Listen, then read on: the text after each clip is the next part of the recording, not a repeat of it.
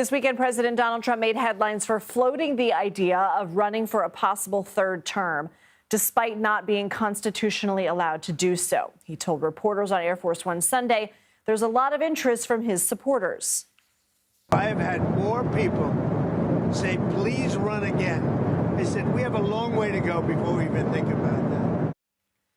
During a call with NBC News on Sunday, he said that there are, quote, methods he could use and that he is, quote, not joking about this. So what are the constitutional limits around presidential terms and when were they introduced? President Franklin Delano Roosevelt is the only person to have served more than 2 terms in American history. Before this, presidents did not run for more than 2 terms because of a precedent set by George Washington. Well, FDR felt it was important to seek a 3rd term and then later a 4th because of the international and national instability caused by World War II. While some people in the Democratic Party raised concerns initially, he handily won his 3rd and 4th terms as president with at least 80% of the electoral vote. 2 years after FDR's death during his 4th term in 1945, Republicans in Congress pushed forward a presidential term limit amendment to the Constitution. They wanted to, quote, ensure against the overthrow of our American system of government. To pass an amendment, 2/3 of both the House and Senate, along with 3/4 of state legislatures, need to vote for it. The House and Senate passed that threshold in 1947. It was ratified then by Minnesota, the last state the amendment needed to reach the 3/4 requirement in 1951.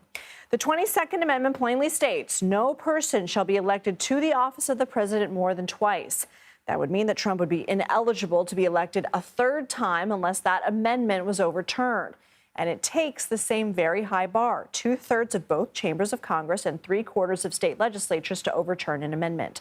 During his interview, President Trump acknowledged he's considering a theory promoted by some of his supporters in which he would have Vice President J.D. Vance run at the top of the ticket in 2028 with Trump as vice president, and then on Inauguration Day, Vance would resign and Trump could be sworn in. But that plan would be complicated by the 12th Amendment, which states that no person constitutionally eligible to the office of president shall be eligible to that of vice president of the United States.